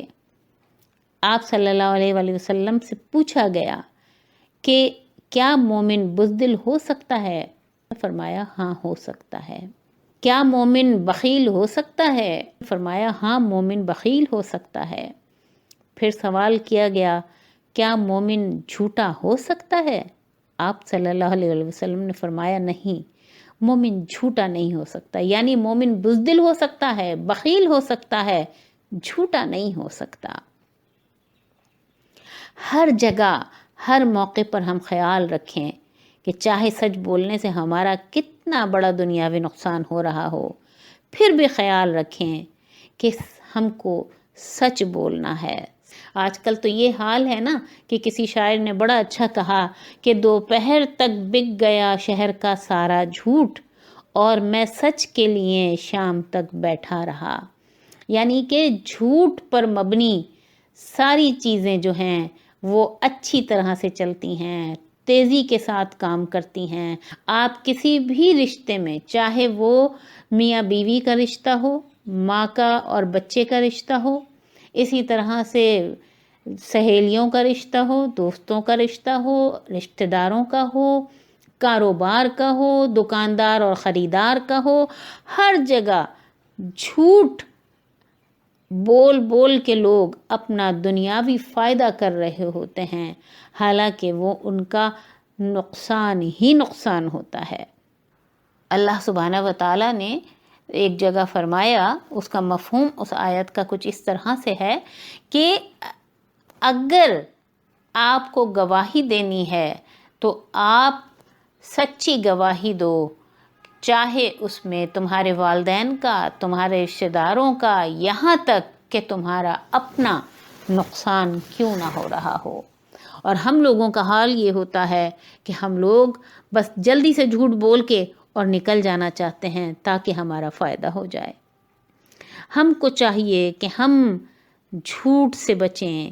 جھوٹ بڑے گناہوں میں آتا ہے، اور ہمارے ہاں جھوٹ زبان کی نوک کے اوپر رکھا ہوتا ہے، جہاں ذرا سی بات ہو فوراً جھوٹ بول دو۔ اسی طرح رسول اللہ صلی اللہ علیہ وآلہ وسلم امین تھے۔ لوگ آپ کے پاس امانتیں رکھوانے کے لیے آیا کرتے تھے۔ آپ صلی اللہ علیہ وآلہ وسلم مشہور تھے کہ آپ سچے ہیں، آپ مشہور تھے کہ امانت دار ہیں۔ تو ہم لوگوں کو چاہیے کہ ہم لوگ بھی اسی طرح سے، رسول اللہ صلی اللہ علیہ وسلم فرمایا نا کہ جس طرح سے چیز امانت ہے، اسی طرح سے بات بھی محفل کی امانت ہوتی ہے۔ یعنی اگر کسی محفل میں آپ بیٹھے ہیں، یا دو آدمیوں کی بھی محفل ہے، اس میں کوئی بات ہوئی اور آپ کے لیے وہ امانت ہو جاتی ہے۔ ہم کو چاہیے کہ جب بھی ہمارے پاس کوئی امانت رکھوائی جائے، چاہے وہ کسی چیز کی صورت میں ہو، چاہے بات کی صورت میں ہو، کسی بھی صورت میں ہو، ہمیں اس کا خیال رکھنا چاہیے۔ اسی طرح ہم کو ان کی طرح فیتھفل بننا ہے۔ وہ کبھی بھی کسی کو دھوکہ نہیں دیتے تھے۔ ہمارے ہاں شوہر بیوی کو دھوکہ دیتا ہے، بیوی شوہر کو دھوکہ دیتی ہے، بچے ماں باپ کو دھوکہ دیتے ہیں، دوست دوسرے دوست کو دھوکہ دیتا ہے، دکاندار خریدار کو دھوکہ دیتا ہے، کاروبار میں دھوکہ ہوتا ہے، جگہ جگہ عدالت میں دھوکہ ہوتا ہے۔ کون سی جگہ ہے جہاں دھوکہ نہیں ہو رہا؟ نگاہوں کے سامنے دھوکہ ہو رہا ہوتا ہے، اور لوگ خوش ہو رہے ہوتے ہیں کہ میں اس کو دھوکہ دینے میں کامیاب ہو گیا۔ رسول اللہ صلی اللہ علیہ وآلہ وسلم کبھی کسی کو دھوکہ نہ دیے۔ ایک مرتبہ رسول اللہ صلی اللہ علیہ وآلہ وسلم کوئی سامان بیچ رہے تھے، تھوڑی دیر کے لیے آپ کو وہاں سے جانا پڑا۔ جب آپ وہاں سے واپس آئے تو دیکھا کہ وہ سامان بک چکا تھا۔ آپ نے اپنے ساتھی سے پوچھا کہ کیا جس کو وہ سامان بیچا اس کو اس کا نقص بتایا تھا کہ اس سامان میں یہ نقص ہے؟ تو ساتھی نے بتایا کہ نہیں، یہ تو میں نے نہیں بتایا۔ آپ صلی اللہ علیہ وآلہ وسلم نے فوراً اس کو بھیجا کہ جاؤ، جا کر اس شخص کو بلاؤ، بتاؤ اس کو کہ اس کے اندر یہ نقص ہے، تب اگر وہ مال خریدتا ہے تو ٹھیک ہے، نہیں خریدتا ہے تو اس سے وہ مال واپس لے لو۔ مطلب آپ اتنا خیال کیا کرتے تھے۔ ہمارے ہاں یہ ہوتا ہے کہ اچھی کوالٹی والی چیز میں بری کوالٹی ملا دو، دودھ میں پانی ملا دو۔ مطلب کہنے کا یہ ہے کہ آپ جس چیز میں جھانکیے گا، جس چیز کو پرکھیے گا، ہر چیز میں نظر آئے گا کہ ملاوٹ، دھوکہ دہی، بس یہی کچھ ہے۔ ہمیں چاہیے کہ ہم ایک دوسرے کو دھوکہ نہ دیں، نہ صرف اپنے کاروبار میں بلکہ اپنے سارے رشتوں میں، چاہے وہ شوہر اور بیوی کا ہو اور چاہے وہ ماں اور بچے کا ہو، ہر رشتے میں دوست ایک دوسرے کو دھوکہ نہ دیں، اور رسول اللہ صلی اللہ علیہ وآلہ وسلم کی اس کوالٹی کو اپنا کر ان سے محبت کا ثبوت دیں۔ اسی طرح سے آپ صلی اللہ علیہ وآلہ وسلم اپنے وعدوں کو پورا کیا کرتے تھے، جس کسی سے وعدہ کرتے تھے ہمیشہ پورا کرتے تھے۔ اللہ سبحانہ وتعالیٰ بھی اس قرآن پاک میں فرماتے ہیں ان العہد کان مسئولا، کہ بے شک تمہارے عہدوں کے بارے میں، تمہارے وعدوں کے بارے میں تم سے سوال کیا جائے گا۔ ہم لوگوں کو ذرہ برابر بھی اپنے وعدے کا پاس نہیں ہوتا۔ میں اکثر دیکھتی ہوں کہ خواتین ایک دوسرے سے جب ملتی ہیں، بات چیت ہو رہی ہوتی ہے تو کہتی ہیں آپ میرے گھر آئیے گا، دوسری فوراً کہتی ہے کہ ہاں میں ضرور آؤں گی، حالانکہ اس کو معلوم ہوتا ہے کہ میں اس کے گھر نہیں جاؤں گی، اس نے سوچ رکھا ہوتا ہے میں نے نہیں جانا ہے، لیکن پھر بھی کہتی ہے کہ میں ضرور آؤں گی۔ آپ یہ کہہ دو کہ میں کوشش کروں گی۔ آپ وعدہ کیوں کرتے ہو؟ آپ کو پتہ ہے آپ جھوٹا وعدہ کر رہے ہو، آپ نے اس کو پورا نہیں کرنا ہے۔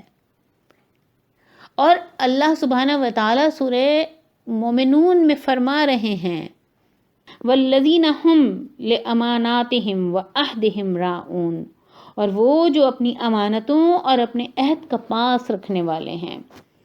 اللہ سبحانہ وتعالیٰ فرما رہے ہیں یہ لوگ فلاح پانے والے ہیں، جو اپنی امانتوں کا خیال رکھیں گے، جو اپنے عہدوں کو پورا کریں گے، جو اپنے وعدوں کو پورا کریں گے۔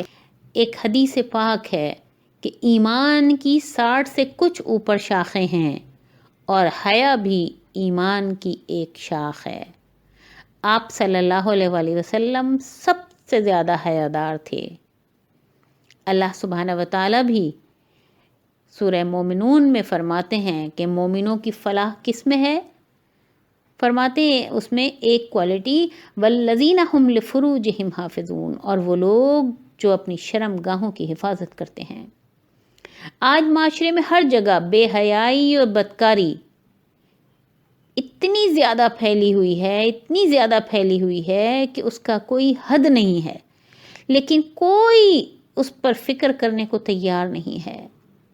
بڑے سے بڑا آدمی ہو یا چھوٹے سے چھوٹا بچہ ہو، ہر ایک کے فنگر ٹپس پر آج کل بے حیائی کے دروازے ہیں جو ایک کلک پر کھل جاتے ہیں۔ نہ والدین کو خیال ہے، نہ ایجوکیشن میں ان باتوں کو سمجھایا جاتا ہے کہ ہماری نسل تباہ ہوتی چلی جا رہی ہے۔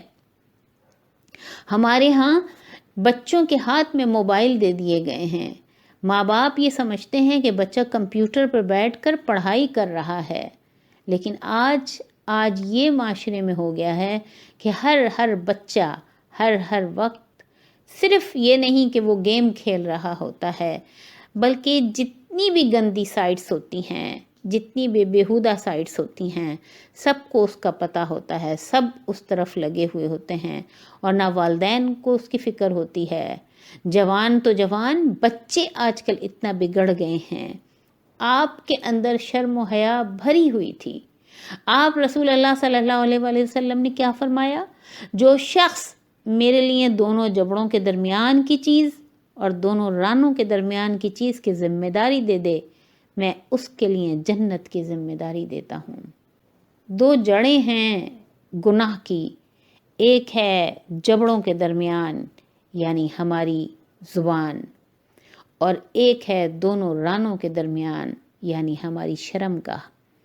اگر ہم ان دونوں کی ضمانت دے دیں کہ یہ دونوں ہماری پاک ہیں، تو رسول اللہ صلی اللہ علیہ وآلہ وسلم کا وعدہ جو صادق تھے، سچے تھے، ان کا وعدہ سچا ہے۔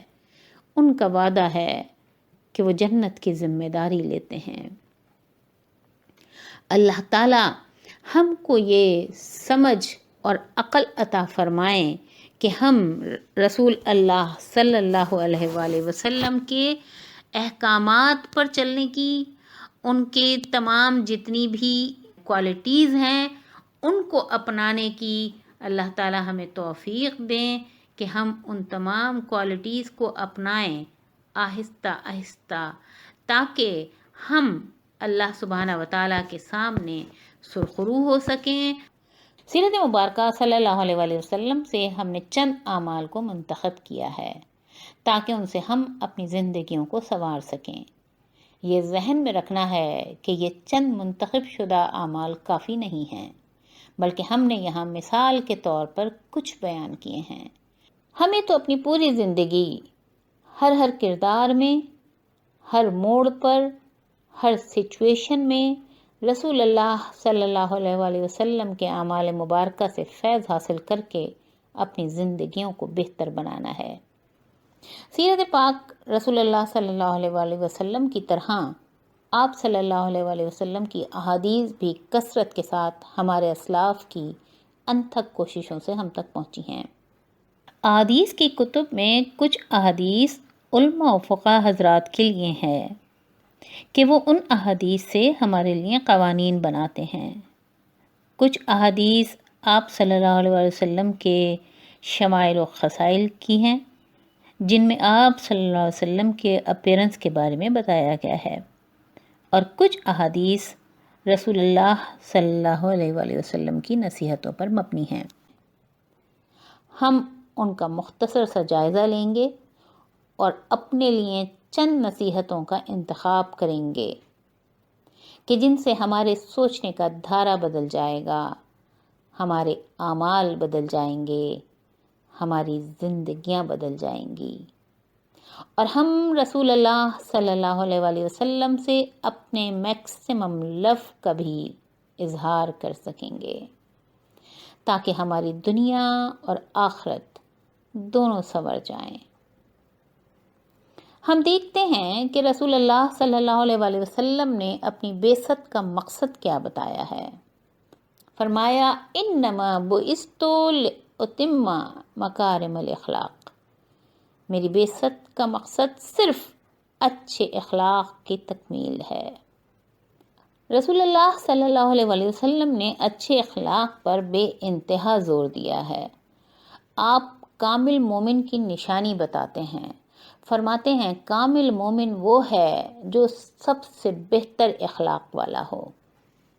رسول اللہ صلی اللہ علیہ وآلہ وسلم سے سوال کیا گیا کہ وہ کام بتائیے جو لوگوں کو زیادہ تر جنت میں لے جائیں گے۔ آپ صلی اللہ علیہ وآلہ وسلم نے فرمایا تقوی اور اچھے اخلاق، یعنی گاڈ کانشیسنس، اللہ سبحانہ و تعالیٰ کی پریزنس، کہ ہم یہ سوچیں کہ اللہ سبحانہ و تعالیٰ ہمیں دیکھ رہے ہیں، ہمیں سن رہے ہیں۔ تو اور دوسرا کیا بتایا؟ اچھے اخلاق۔ تو اخلاق تو اچھے خود بخود ہو جائیں گے جب ہمیں یہ محسوس ہوگا کہ اللہ سبحانہ و تعالیٰ ہمیں دیکھ رہے ہیں، ہمیں سن رہے ہیں، تو ہم بھی ہر لمحہ اپنے ہر کردار میں ہر وقت اچھا اخلاق پیش کریں گے۔ تو یہ چیز ہے کہ جو کہ بتائی گئی کہ جنت میں جانے والی کیا چیزیں ہیں۔ اسی طرح سے پھر سوال کیا گیا کہ وہ کام بتائیے جو جہنم میں لے جائیں گے، تو فرمایا 2 کھوکھلی چیزیں، ایک منہ اور دوسری شرمگاہ۔ منہ کے اندر جو زبان ہے، اسی سے بہت سارے گناہ اور بڑے بڑے گناہ اسی سے ہوتے ہیں، اور اسی طرح سے شرمگاہ کہ جو بدکاری میں ملوث ہو۔ ہم اپنے اخلاق کا جائزہ لیں تو پتہ چلے گا کہ ہمارے اندر برے اخلاق بھرے ہوئے ہیں۔ ہم کو چاہیے کہ ہم اپنے اخلاق رذیلہ کو جانیں۔ دوسروں کے تو فوراً ہمیں نظر آ جاتے ہیں، لیکن ہمیں اپنے اخلاق نظر نہیں آتے کہ ہمارے اخلاق کیسے ہیں۔ وہ محاورہ ہے نا کہ اپنے گریبان میں جھانکو، تو ہمیں بھی اپنے گریبان میں جھانک کر دیکھنا ہوگا کہ ہم غیبت کرتے ہیں، تجسس کرتے ہیں، تہمت لگاتے ہیں، بدگمانی کرتے ہیں، ملاوٹ کرتے ہیں، حرام کماتے ہیں اور برے کام کرتے ہیں، بدکاری کرتے ہیں، شرابیں پیتے ہیں۔ ہم کون سی چیز ہے جو ہم نہیں کرتے ہیں؟ تو ہم کو اپنے اخلاق کو بہتر بنانا ہے۔ ہمارے یہاں کسی سے مسکرا کر بات کر لینے کو، کسی سے تحمل سے بات کر لینے کو اچھے اخلاق والا کہہ دیا جاتا ہے۔ اچھا اخلاق وہ ہوتا ہے جو ہمیشہ ہو اور ہر ایک کے ساتھ ہو، جس سے زیادہ واسطہ نہیں یا کوئی اجنبی ہے اور آپ اس سے مسکرا کر بات کر بھی لیں تو یہ پورے اچھے اخلاق والے ہونے کی نشانی نہیں، بلکہ اگر آپ اپنے قریبی اور اپنے ماتحتوں کے ساتھ، غریبوں کے ساتھ، سب کے ساتھ اور ہمیشہ اچھا رویہ رکھے ہوئے ہیں، تب آپ اچھے اخلاق کے حامل ہوں گے۔ جس پر آپ کا زور چلتا ہو اس پر احسان کا رویہ رکھنا، یہ اچھا اخلاق ہوتا ہے۔ جس پر آپ کا زور ہی نہیں چلتا، جس سے آپ کا کوئی واسطہ ہی نہیں ہے اور آپ اس کے ساتھ اچھے سے مسکرا کر بات کر رہے ہیں، تحمل سے بات کر رہے ہیں، یہ اچھا اخلاق نہیں ہے۔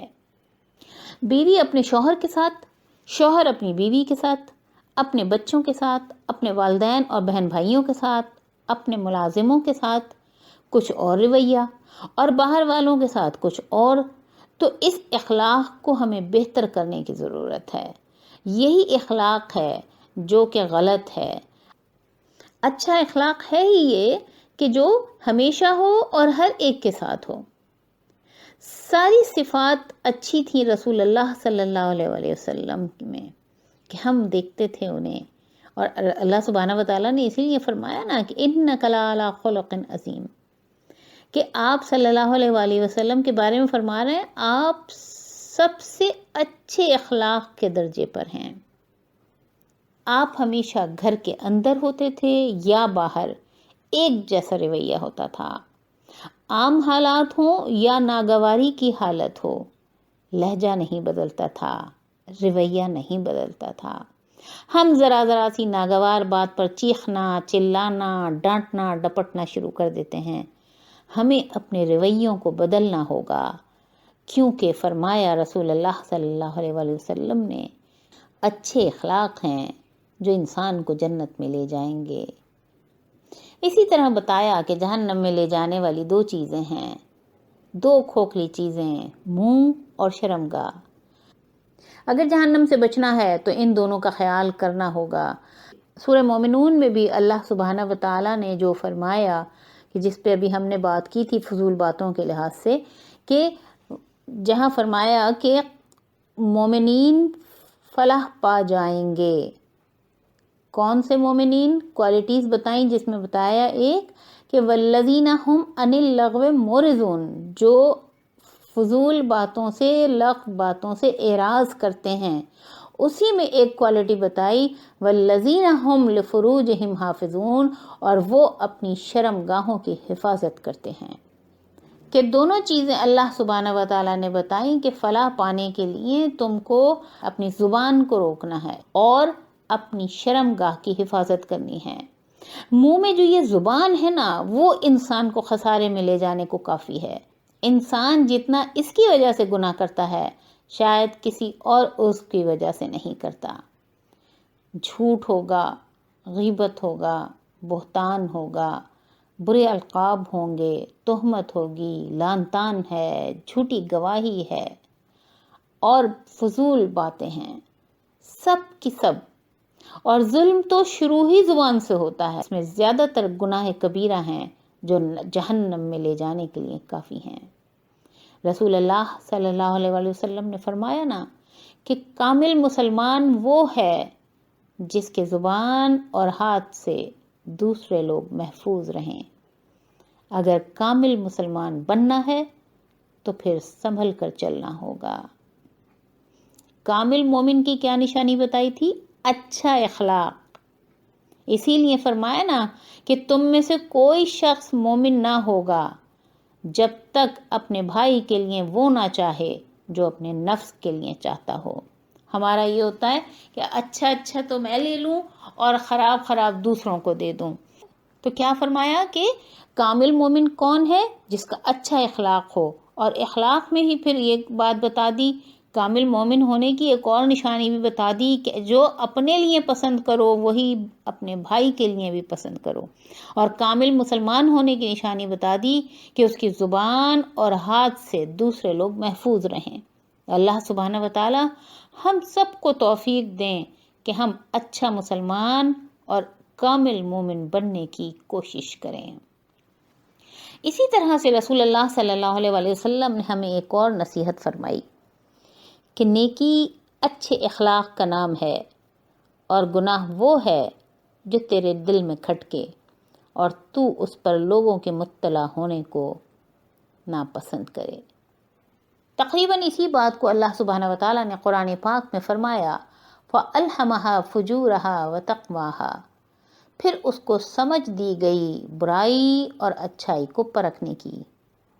جب بھی کوئی شخص گناہ کرتا ہے تو زیادہ تر اس کی کوشش ہوتی ہے کہ کسی کو پتہ نہ چلے، اور یہی پیمانہ ہے پرکھنے کا کہ یہ گناہ ہے یا نہیں ہے۔ اب ڈیپینڈ کرتا ہے ہمارے اوپر کہ ہم اس صلاحیت سے فائدہ اٹھاتے ہیں یا پھر ہم اس کو دبا دیتے ہیں۔ ہم کو چاہیے کہ اگر ہم سوچ چکے ہیں کہ رسول اللہ صلی اللہ علیہ وآلہ وسلم کی باتوں سے فائدہ اٹھائیں گے تو انہوں نے تو گناہ کو پرکھنے کا پیمانہ بتا دیا، ہمیں دیکھنا ہے کہ ہم کیا کرتے ہیں۔ گناہ تو ہمارے دلوں کا زنگ ہے، اور زنگ لگنے کے بعد کوئی چیز کارآمد نہیں رہتی، یعنی ہمارا دل پھر کارآمد نہیں رہتا۔ فرمایا رسول اللہ صلی اللہ علیہ وآلہ وسلم نے کہ جب مومن کوئی گناہ کرتا ہے تو اس کے دل میں ایک سیاہ دھبا لگ جاتا ہے۔ اگر وہ توبہ کرے، باز آ جائے اور مغفرت طلب کرے تو اس کا دل صاف کر دیا جاتا ہے، اور اگر وہ گناہ میں بڑھتا چلا جائے تو پھر وہ دھبا بھی بڑھتا چلا جاتا ہے۔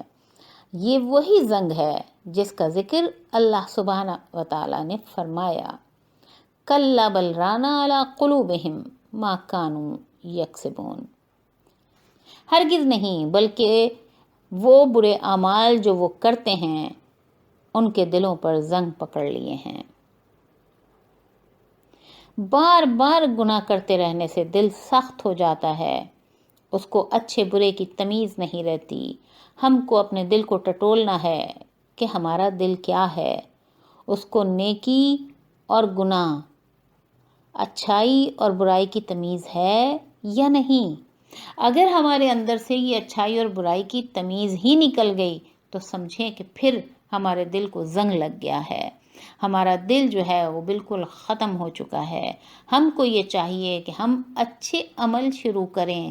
دل کی اہمیت اللہ سبحانہ وتعالیٰ کی نگاہ میں بہت زیادہ ہے۔ فرماتے ہیں، یوم لا ینفع مال ولا بنون الا من اتی اللہ بقلب سلیم، قیامت کے دن کچھ کام نہیں آ رہا۔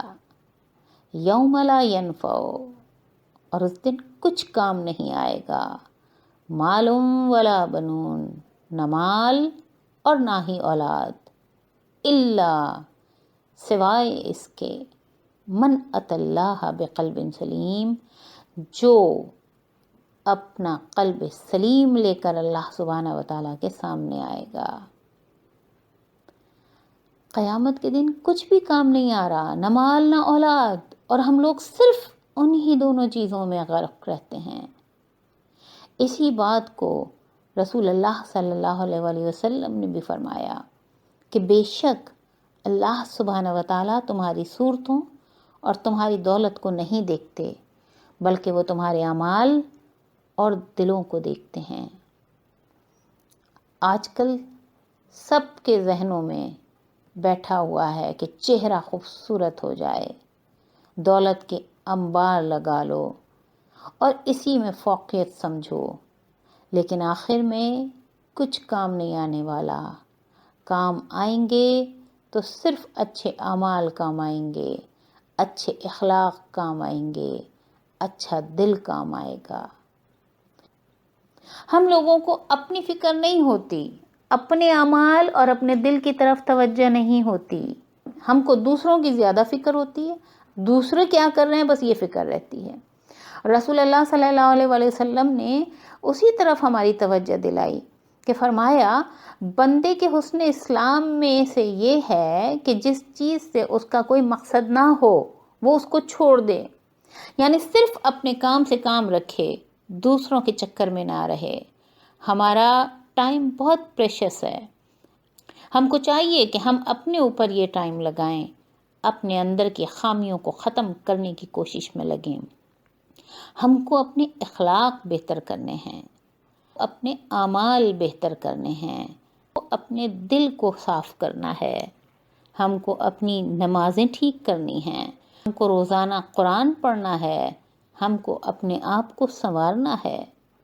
ہم کو یہ چاہیے کہ ہم اپنی زندگیوں میں کچھ چینجز لے کر آئیں، دوسروں کے چکر میں نہ پڑھیں۔ فرمایا کہ حسن اسلام یہ ہے کہ جس چیز سے اس کا کوئی مقصد نہ ہو وہ اس کو چھوڑ دے۔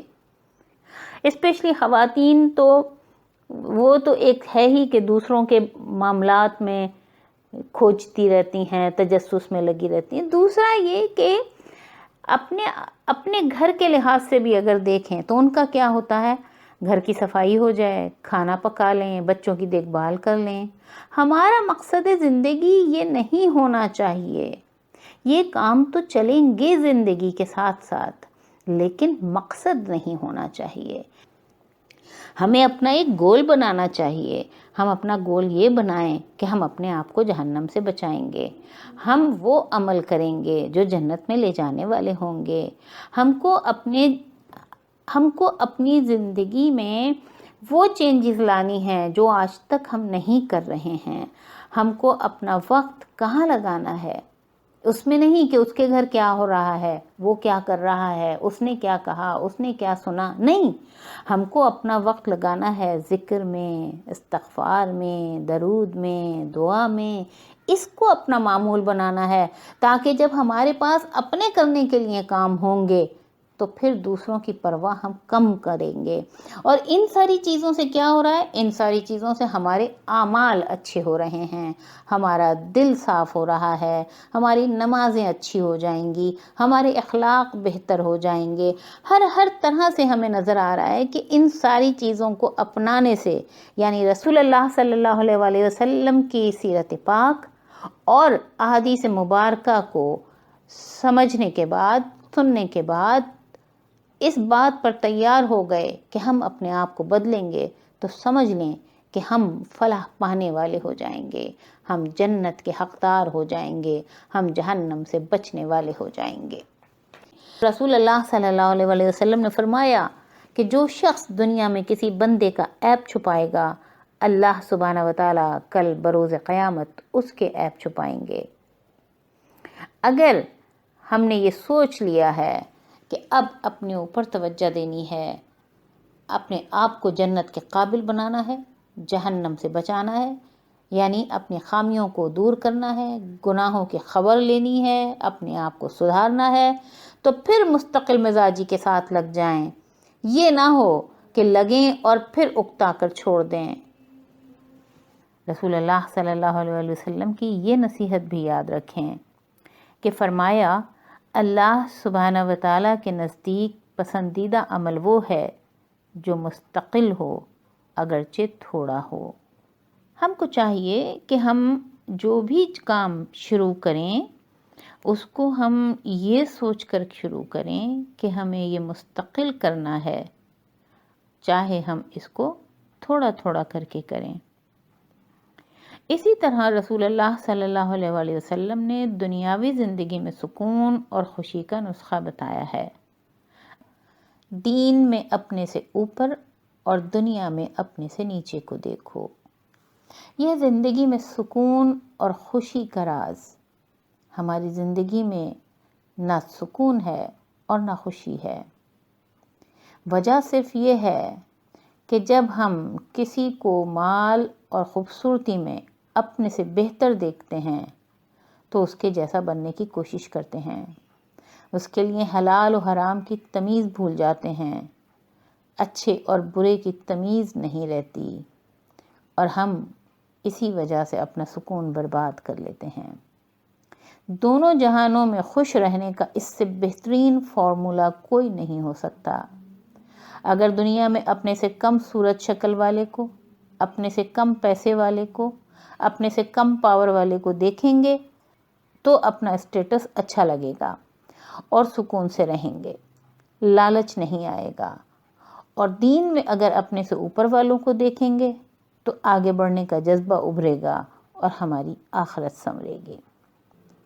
یہ سب دنیاوی لذتیں ہیں جو ہم کو آخرت سے بے بہرا رکھتی ہیں۔ اگر دنیا کی محبت کو کم کرنا ہے تو اس کا نسخہ بھی بتا دیا ہے صلی اللہ علیہ وآلہ وسلم نے کہ لذتوں کو ختم کرنے والی چیز موت کو کثرت سے یاد کرو۔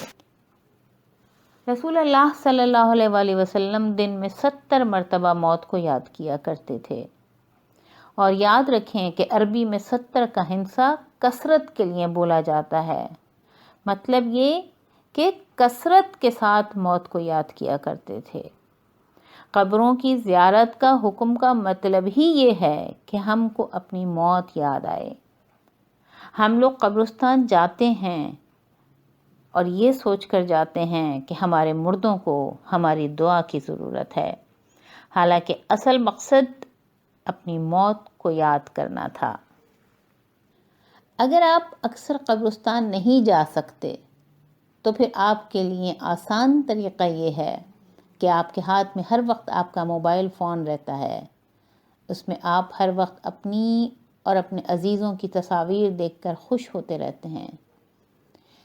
اسی فون میں آپ قبروں کی، مردوں کی، اسکیلٹنز کی تصاویر ڈالیں، ان کو دیکھ کر اپنی موت کو یاد کریں، یقیناً آپ کو فرق پڑے گا۔ دنیا کی لذتیں، دنیا کی چاہتیں اگر ختم نہیں بھی ہوئیں تو کم از کم تو ہو ہی جائیں گی۔ یہ کچھ نصیحتیں تھیں جو رسول اللہ صلی اللہ علیہ وآلہ وسلم کے احادیث کے بہت بڑے ذخیرے میں سے ہم نے چند اپنے لیے چنی۔ اگر ہم ان چند نصیحتوں پر ہی عمل کر لیں تو یقین مانیں کہ ہماری زندگیاں بدل جائیں گی۔ اسی طرح سے آخر میں ایک اور موضوع کو ٹچ کروں گی، وہ ہے رسول اللہ صلی اللہ علیہ وآلہ وسلم پر درود بھیجنے کے حوالے سے۔ اکثر لوگوں کو ایک غلط فہمی ہے، اور وہ غلط فہمی یہ ہے کہ ہمارے درود کی رسول اللہ صلی اللہ علیہ وآلہ وسلم کو ضرورت ہے، چونکہ اللہ سبحانہ وتعالیٰ نے قرآن پاک میں فرمایا ان اللہ و ملائکتہ یصلون علی النبی یا ایھا الذین آمنوا صلوا علیہ وسلموا تسلیما۔ بے شک اللہ اور اس کے فرشتے نبی پر درود بھیجتے ہیں، اے ایمان والو تم بھی ان پر درود بھیجو اور خوب سلام بھیجو۔ اس آیت کو پڑھنے کے بعد یہ سمجھتے ہیں لوگ، اس غلط فہمی کا شکار ہو جاتے ہیں کہ اللہ سبحانہ وتعالی، ملائکہ اور ہمارے درود کی رسول اللہ صلی اللہ علیہ وآلہ وسلم کو ضرورت ہے۔ اس غلط فہمی کو دور کرنا نہایت ضروری ہے۔ جیسا کہ ہم سب جانتے ہیں کہ رسول اللہ صلی اللہ علیہ وآلہ وسلم اللہ سبحانہ وتعالی کے محبوب ہیں، وہ ان کو بہت عزیز رکھتے ہیں۔ ان کی تعریفوں سے قرآن پاک کی آیات منور ہیں۔ اللہ سبحانہ و تعالیٰ اور ملائکہ کی درود بھیجنے کا مطلب ہے دعا، برکت، رحمت، مغفرت۔ لیکن ہم کو جو فرمایا کہ تم بھی درود و سلام بھیجو، اس کا فائدہ رسول اللہ صلی اللہ علیہ وآلہ وسلم کو نہیں ہے بلکہ ہم کو خود ہے۔ فرمایا نا کہ یا ایھا الذین آمنوا صلوا علیہ وسلموا تسلیما، اے ایمان والو تم بھی ان پر درود بھیجو اور خوب سلام بھیجو۔ تو پہلی بات تو ہمیں یہ ذہن میں رکھنی چاہیے کہ اگر ہم درود بھیج رہے ہیں تو ہم اللہ سبحانہ و تعالیٰ کا حکم مان رہے ہیں۔ اس میں رسول اللہ صلی اللہ علیہ وآلہ وسلم کا کوئی فائدہ نہیں ہے، ہمارا اپنا فائدہ ہے کہ ہم اللہ سبحانہ و تعالیٰ کا حکم مان رہے ہیں۔ اسی طرح سے ہم دیکھتے ہیں کہ ہمیں درود شریف بھیجنے کی وجہ سے کیا کیا فائدے حاصل ہوتے ہیں۔ عبداللہ بن مسعود رضی اللہ تعالیٰ عنہ نے نماز کے بعد اللہ سبحانہ و تعالیٰ کی حمد کی، درود پڑھا، پھر اپنے لیے دعا فرمائی۔ رسول اللہ صلی اللہ علیہ وآلہ وسلم وہاں تشریف فرما تھے۔ آپ صلی اللہ علیہ وآلہ وسلم نے فرمایا جو مانگو گے ملے گا، یعنی درود شریف پڑھنے کے بعد اگر آپ کوئی بھی دعا کرتے ہیں وہ ضرور قبول ہوتی ہے۔ اسی طرح سے رسول اللہ صلی اللہ علیہ وآلہ وسلم نے فرمایا کہ مجھ پر درود کی کثرت کیا کرو، اس لیے کہ تمہارا درود پڑھنا تمہارے لیے گناہوں کا کفارہ ہے۔ تو نظر یہ آ رہا ہے کہ اگر ہم درود پڑھ کے دعا کر رہے ہیں تو دعا قبول ہو رہی ہے، درود اگر پڑھ رہے ہیں تو ہمارے گناہوں کا کفارہ ہو رہا ہے۔